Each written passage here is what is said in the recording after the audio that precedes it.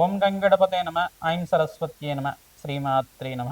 Cream cream మహాకాళికాయ నమో నమ. శ్రీరామ జయ రామ జయ జయ రామ రామాయ నమ. క్లీం కృష్ణాయ గోవిందాయ గోపీజనవల్లభాయ శ్రీకృష్ణ పరబ్రహ్మణే పరంజ్యోతిషే నమో నమ. ఓం నమో భగవతే మేధా దక్షిణామూర్తి మహ్యం మేధాం ప్రజ్ఞం ప్రయచ్చస్వ. మేధా దక్షిణామూర్తి దేవతాయే నమో నమ. దత్తాత్రేయాయ నమ. జయ గురు దత్తాత్రేయాయ నమో నమ. या देवी सर्वभूतेषु मातृरूपेण संस्थिता नमस्तस्यै नमस्तस्यै नमस्तस्यै नमो नमः. జగన్మాత్రే నమో నమః. శ్రీమాత్రే నమః. యూట్యూబ్ ప్రేక్షకులకందరికీ కూడా నమస్కారం అండి. నేను పాలపర్తి గురునాథ్ శర్మ, జ్యోతిషం వాస్తు సిద్ధాంతిని.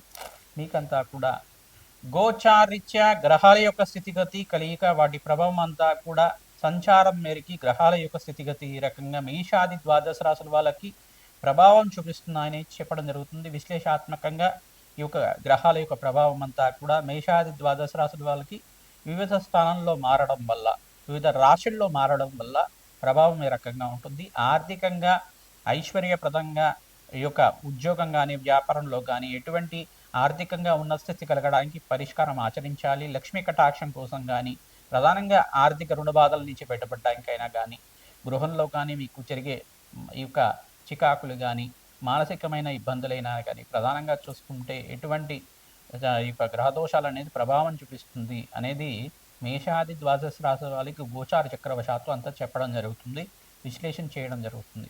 ప్రధానంగా ఈ రోజునంతా కూడా చూసుకుంటే డిసెంబర్ నెల మాస ఫలితాల్లో భాగంగా బృహస్పతి యొక్క మార్పు అంతా కూడా అతిచారంలో మారిన బృహస్పతి అంతా కూడా అక్టోబర్ 18వ తారీఖు రోజున ప్రధానంగా బృహస్పతి అంతా కూడా కర్కాటక రాశిలో ప్రవేశం చేయడం జరిగింది.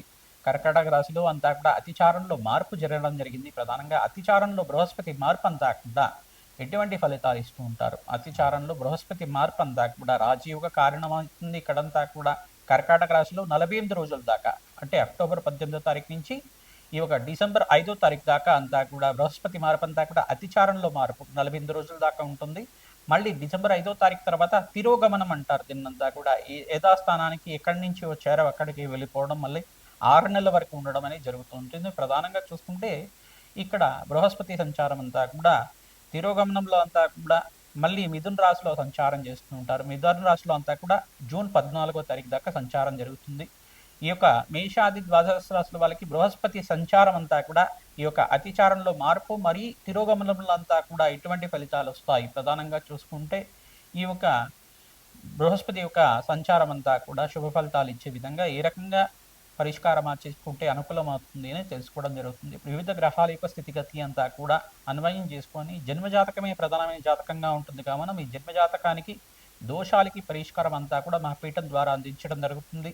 మీరంతా కూడా జాతకాన్ని విశ్లేషణ చేయించుకోండి, పరిష్కారాన్ని ఆచరించండి. తద్వారా అఖండమైన శుభ ఫలితాలు పొందడానికి జగన్మాత అనుగ్రహం వల్ల రాజయోగం సిద్ధించడానికి ఆస్కారం ఉంటుంది. ఎవరైతే ప్రయత్నించం కూడా గోమాత సేవ చేస్తూ ఉంటారో మీకంతా కూడా అదృష్ట యోగం కలిసి వస్తుంది. విపరీత రాజయోగాలు, బృహస్పతి సంచారం మేరకు మీకంతా కూడా ఉచ్చస్థానంలో బృహస్పతి మార్పు, మరి ఇక్కడ చూసుకుంటే బృహస్పతి చూసుకుంటే మిథున రాశిలో సంచారం అంతా కూడా అదృష్ట యోగాన్ని కలిగించే విధంగా ఉంటుంది. ప్రధానంగా ఈ యొక్క కొన్ని రాశుల వాళ్ళకైతే రాజయోగాలు, విపరీత రాజయోగాలు ఇవ్వడం కానీ, కొన్ని రాశుల వాళ్ళకైతే కనుక శ్రమతో కూడిన సంపాదన, ఆకస్మిక ధనలాభాన్ని ఇవ్వడం కానీ, శుభకరమైన వ్యయాలు ఖర్చు పెట్టడానికి అవకాశం ఉంటుంది. ప్రధానంగా చూసుకుంటే శుభకార్యాల కోసం, వివాహ శుభకార్యాల కోసం కానీ, మంచి గృహయోగం కోసమైనా కానీ పెట్టుబడి పెట్టుకోవడానికి బృహస్పతి మార్పు వలన, వివిధ గ్రహాల యొక్క స్థితిగతి అంతా కూడా మార్పు వలన మీకు అంతా కూడా రాజయోగానికి కారణమవుతుంది. శుభ కార్యక్రమాలు జరగడానికి బృహస్పతి అంతా కూడా పుణ్యమైన కార్యక్రమాలు, పుణ్యవంతమైన జీవితం జీవించడానికి బృహస్పతి కారకుడు అవుతాడు. ప్రధానంగా దత్తాత్రేయ స్వామి వారి ఆరాధన అంతా కూడా ఈ మార్గశిర్ష మాసంలో 12వ తారీఖు రోజున ప్రధానంగా చూసుకుంటే డిసెంబర్ 12వ తారీఖు రోజున అనగాష్టమి సంభవించింది కావున ఈ యొక్క అనగా సమేత అనగాస్వామి అయిన దత్తాత్రేయ స్వామి వారిని విశేషంగా అర్చించడం వల్ల, దత్తాత్రేయ కవచాన్ని పారాయణం చేసుకోవడం వల్ల, దత్తాత్రేయ స్వామివారి యొక్క చరిత్రని పారాయణం చేసుకోవడం వల్ల విపరీత రాజయోగం అంతా కూడా సిద్ధిస్తుంది. తద్వారా మీకు అంతా కూడా పరిష్కారం చెప్తున్నాం కావున ప్రతినిత్యం కూడా దత్తాత్రేయాయ స్మరణ మాత్రైన సంతుష్టాయ నమః నామాన్ని జపాన్ని ఆచరించండి. దత్తాత్రేయాయ స్మరణ మాత్రైన సంతుష్టాయ నమః నామాన్ని జపాన్ని ఆచరించడం వల్ల దత్తాత్రేయ స్వామివారంతా కూడా స్మరించిన మాత్రం చేతనే కోటి వరాలు ఇచ్చే దేవుడు కావున స్వామివారి అనుగ్రహం వల్ల మీకంతా కూడా అష్టేశ్వర ప్రాప్తి కలుగుతుందని చెప్పి ఆశీర్వాదం చేస్తున్నాం. ప్రతినిత్యం కూడా దేవాలయ ప్రాంగణంలో కానీ బీద వాళ్ళకి కానీ అనాథాశ్రమంలో కానీ అన్నదానం చేయడానికి ప్రయత్నం చేయండి, వస్త్రదానాన్ని చేయడానికి ప్రయత్నం చేయండి.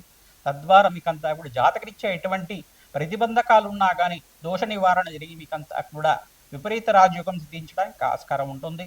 ఎటువంటి ఫలితాలంతా కూడా బృహస్పతి మార్పు వల్ల లభిస్తాయో తెలుసుకుందాం.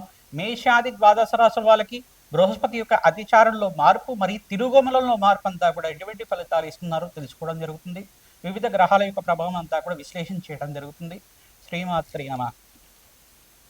కుంభరాశి జాతకులకి డిసెంబర్ నెల మాస ఫలితాల్లో భాగంగా డిసెంబర్ 5వ తారీఖు దాకా కర్కాటక రాశిలో ప్రవేశం చేసిన బృహస్పతి అంతా కూడా యోగకరంగా ఉంటారు. మళ్ళీ తిరోగమనంలో అంతా కూడా బృహస్పతి మార్పు అంతా కూడా సంభవిస్తుంది డిసెంబర్ 5వ తారీఖు రోజునే. ప్రధానంగా చూసుకుంటే 48 రోజుల దాకా ఇక్కడ అతిచారంలో మార్పు జరిగింది కర్కాటక రాశిలో. మళ్ళీ ఇక్కడ మిథున రాశిలో సంచారం జరుగుతుంది.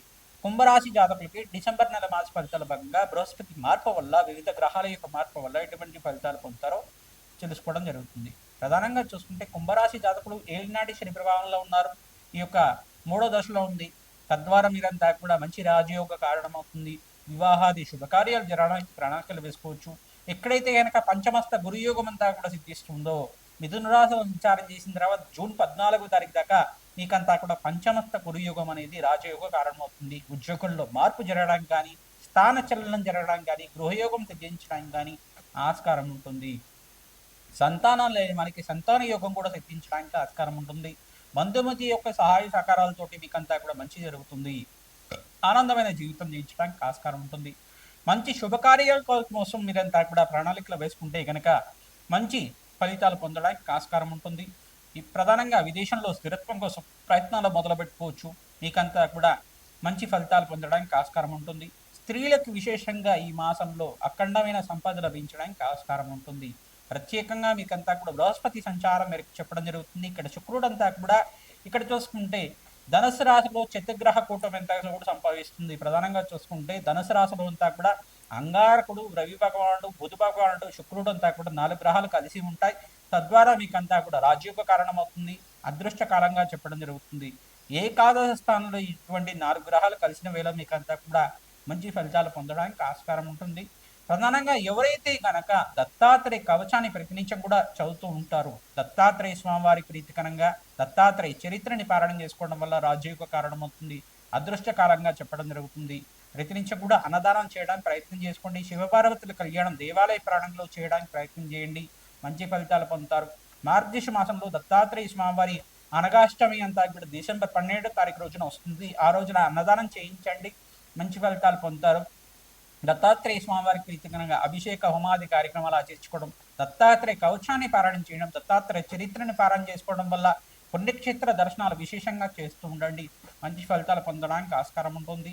ప్రధానంగా శనీశ్వరుడికి, రాహుకి, శుక్రుడికి, బృహస్పతికి, చంద్ర భగవానికి అంతా కూడా జప హోమాది కార్యక్రమాలు ఆచరించే వాళ్ళకి మంచి ఫలితాలు పొందుతారు. వివాహాది శుభకార్యాలు జరగడం కానీ, ప్రధానంగా ప్రత్యేకంగా ఈ యొక్క వ్యాపారంలో మార్పులు జరగడానికి కానీ, ఎవరైతే కనుక ఫైనాన్షియల్ ఇన్వెస్ట్మెంట్ రంగంలో వాళ్ళు కానీ, బిజినెస్ రంగంలో వాళ్ళు కానీ, ఈ యొక్క ఇన్వెస్ట్మెంట్ రంగంలో వాళ్ళు కానీ మంచి ఫలితాలు పొందడానికి, ఐటీ రంగంలో వాళ్ళకు కూడా మాసాంతంలో మంచి అవకాశాలు తెప్పించడానికి ఆస్కారం ఉంటుంది.